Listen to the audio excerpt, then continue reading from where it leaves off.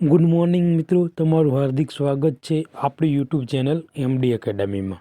આજે આપણે વાત કરવાની છે 27 December 2024 most important current affair વિશે।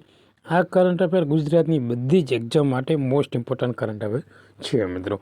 અને લાસ્ટમાં લેવાયેલી મિત્રો જે એસટીઆઈની એક્ઝામ છે એમાં 20 થી 25 માર્કનું કરંટ અફેર હતું। એમાંથી આપણી ચેનલમાંથી મિત્રો બેઠો 7 થી 12 માર્કનું પૂછાણું છે। જેને સબૂત જોઈતા હોય એ આપણી ટેલિગ્રામ ચેનલમાં જોડાઈને જોઈ શકે છે। અને મિત્રો બીજા 2-3 ક્વેશ્ચન હતા ને એ 2023ના હતા। ઓકે મિત્રો, અને બીજી યોજનાઓ હતી। તો મિત્રો વધુ સમય ન બગાડતા આપણે આજના કરંટ અફેરની શરૂઆત કરશું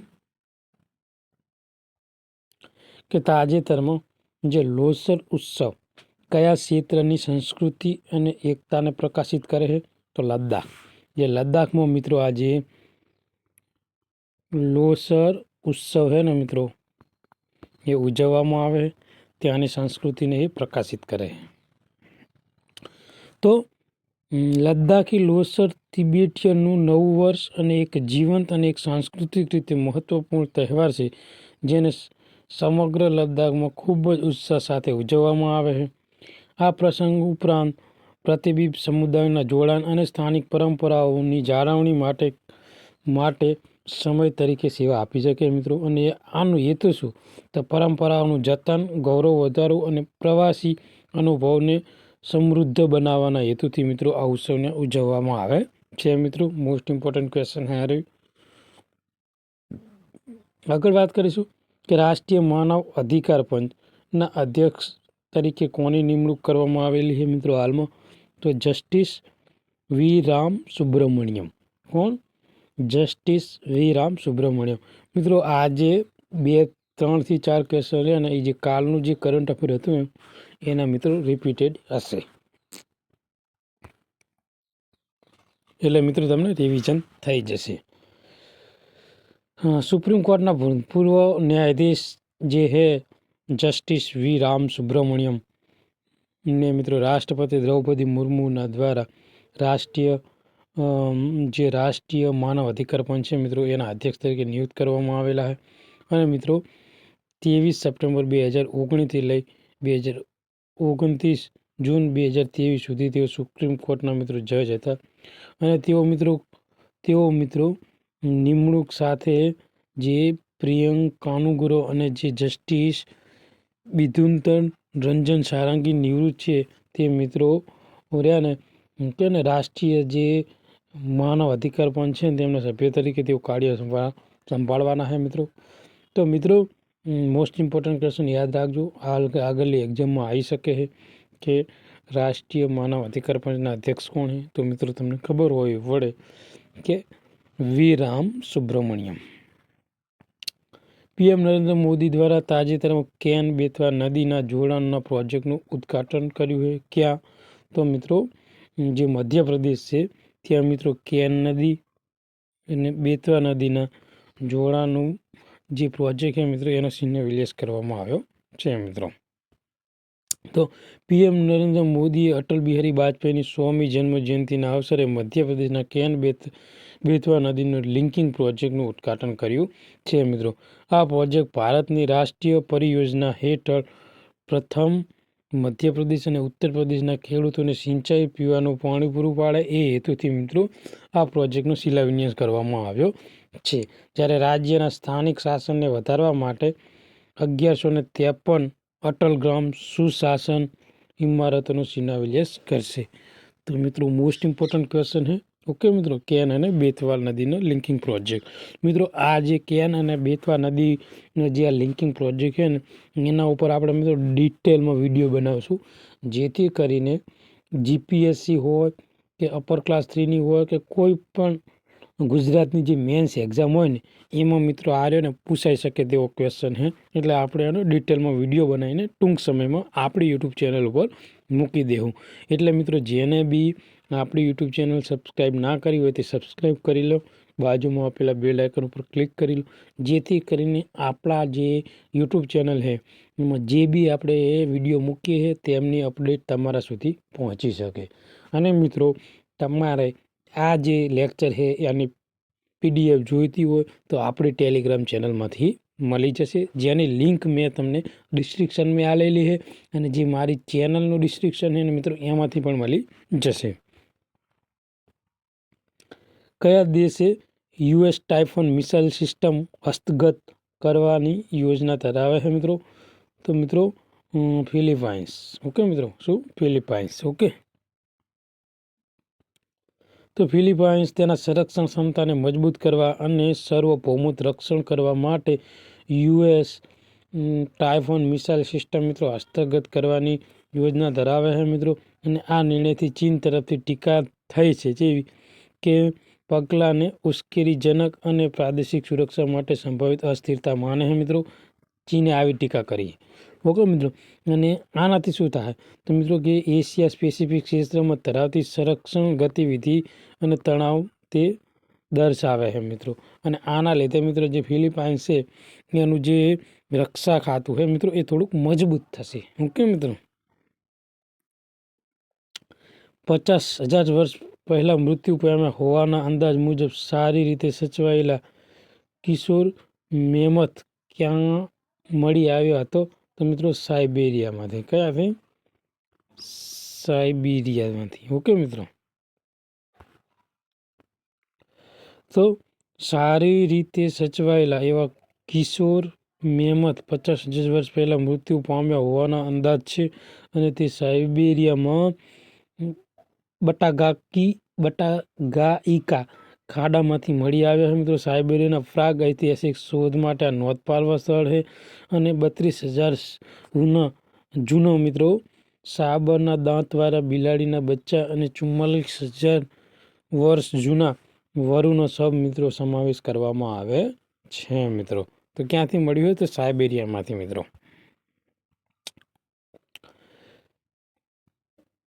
અમાન્ય ટેકનોલોજી જીસ આપવા માટે મિત્રો WTDF દ્વારા ભંડોળ પૂરું પાડવામાં આવેલ છે. આ પ્રોજેક્ટનું પ્રાથમિક ધ્યાન શું છે તો જે ટેલિકમ્યુનિકેશન ઇન્ફ્રાસ્ટ્રક્ચર છે ને મિત્રો એને મજબૂત બનાવવાનું.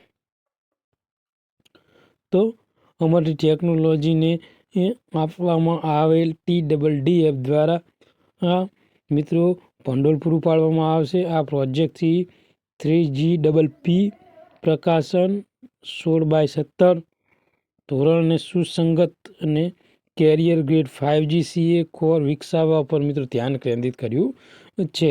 અને network slicing, quality of service અને વોઇસ ઓવર ન્યૂ રેડિયો અને જે વિશાળ મશીન ટાઈપ ટેલિકમ્યુનિકેશન છે મિત્રો એની સુવિધામાં સપોર્ટ કરશે. આ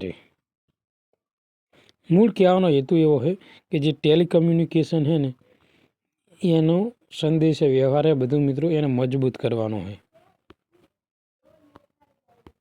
મિત્રો. ટૂંક સમયમાં લગભગ મિત્રો મારી જાણકારી છે ત્યાં સુધી મિત્રો 22 જાન્યુઆરીથી મિત્રો જે ટેલિકમ્યુનિકેશન જે બધી કંપનીઓ હોય મિત્રો જીઓ, એરટેલ, VI એ પોતાના રિચાર્જ મિત્રો સસ્તા કરવાની છે. એટલે પહેલાં જેટલા સસ્તા તમને 4G મળતું હતું ને એટલું મિત્રો ફરીથી મળવા માંડશે.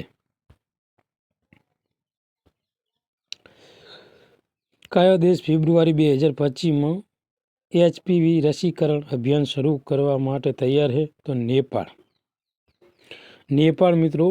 નેપાળ રહ્યો ને એ HPV જે રસીકરણ છે ને મિત્રો એના કરવા માટે મિત્રો 2025માં તૈયાર છે. તો નેપાળ ફેબ્રુઆરી 2025ના રોજ જે HPV રસીકરણ અભિયાન છે એ શરૂ કરવા માટે તૈયાર છે. આનો હેતુ શું છે તો સર્વાઇકલ કેન્સરના જોખમને ઘટાડવા.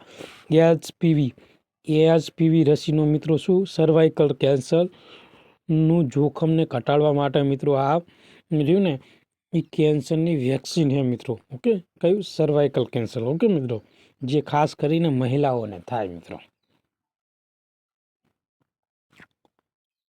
તો ગાવી દ્વારા સમર્થિત નેપાળના આરોગ્ય મંત્રાલયને 1.77 મિલિયનથી જે HPV રસીના ડોઝ રહ્યા ને મિત્રો એ ખરીદી કરશે. અને મિત્રો જે 46,940 હાલ વિતરણ માટે કાઠમંડુમાં સંગ્રહિત છે મિત્રો. અને આ ઝુંબેશ મિત્રો 10 થી જે 14 વર્ષની વય છે એ પછી 1.68 મિલિયન છોકરીઓને લક્ષણથી કરશે મિત્રો. અને જેમાં શાળામાં ન જતી હોય તે છોકરીનો પણ સમાવેશ કરવામાં આવશે. એટલે મિત્રો બધી જ ઉંમરની જે મિત્રો ખાસ કરીને મિત્રો જે સ્કૂલમાં ના જતી હોય 10 થી 14 વર્ષની અને બધી જ છોકરીઓ હોય જે નેપાળને મિત્રો એને આ જે સર્વાઇકલ વેક્સિન હે મિત્રો HPV એની મિત્રો રસીકરણ અભિયાન હેઠળ મિત્રો એમને રસી આપવાની છે મિત્રો. તો મિત્રો 27 ડિસેમ્બર અને 28 ડિસેમ્બરના રોજ નેશનલ સાયન્સ ડ્રામા ફેસ્ટિવલનું આયોજન ક્યાં કરવામાં આવ્યું હતું? તો નવી દિલ્હી ખાતે કરવામાં આવ્યું હતું.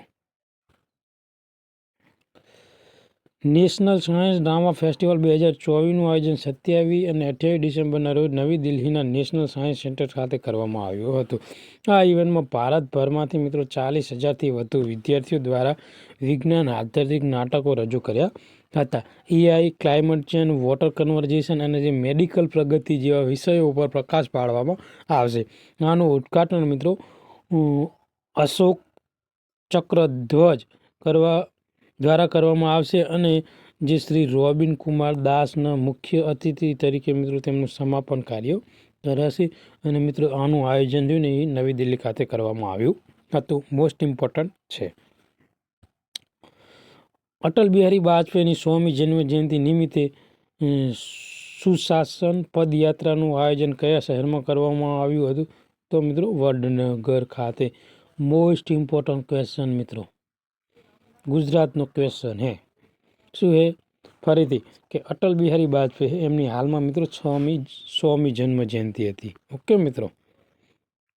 તો મિત્રો આ દિવસ નિમિત્તે મિત્રો જે સુશાસન પદયાત્રા રહીને મિત્રો એનું આયોજન ગુજરાતના કયા શહેરમાં કરવામાં આવ્યું તો વડનગર. તો પ્રધાનમંત્રી નરેન્દ્ર મોદીનું વતન એટલે ગુજરાતનું વડનગર સુશાસન પદયાત્રાનું આયોજન કરવામાં આવ્યું. અટલ બિહારી વાજપેયીની 100મી જન્મ જયંતિ નિમિત્તે કેન્દ્રીય મંત્રી મનસુખ માંડવિયાએ આનું નેતૃત્વ કર્યું હતું. એટલે તમને એ બી પૂછી શકે કે આ જે સુશાસન પદયાત્રા છે મિત્રો એનું નેતૃત્વ કોને કર્યું હતું? તો તમને ખબર હોવી પડે, મનસુખ માંડવિયા. ઓકે મિત્રો, કોના દ્વારા? મનસુખ માંડવિયા. તેમાં સાંસ્કૃતિક કાર્યક્રમો, શૈક્ષણિક પદ્ધતિ, વાજપેયી અને વારસાને 2047 સુધીમાં મિત્રો જે વિકસિત ભારતનું વિઝન શ્રદ્ધાંજલિ આપતા હેઠળ મિત્રો જે બંધારણીય મૂલ્યાંકનોને પ્રોત્સાહન આપવા માટે મિત્રો આ જે પદયાત્રા રહીને મિત્રો એનું આયોજન કરવામાં આવેલું હતું. નેટવર્ક રેડિયેશન ઇન્ડેક્સ 2024માં ભારતને કયો રેન્ક હાંસલ કર્યો હોય તો 49મો. તો નેટવર્ક રેડિયેશન ઇન્ડેક્સ 2024માં ભારત 49મા ક્રમે રહ્યું અને 2013માં મિત્રો 60મા ક્રમે રહ્યું હતું. તેમાંથી નોંધપાત્ર સુધારો થયેલો છે. ભારતમાં 53.63 સુધારેલા સ્કોરમાં મિત્રો AI, મોબાઈલ નેટવર્ક અને બ્રોડબેન્ડ પ્રગતિ દર્શાવે છે મિત્રો. આના લીધે વધતી જતી ડિજિટલ ક્ષમતામાં મિત્રો વધારો થશે. કઈ કંપનીએ એરવર્ક્સમાં મિત્રો ₹400 કરોડનું 85.8% હિસ્સો ખરીદ્યો હોય તો અદાણી ગ્રુપે.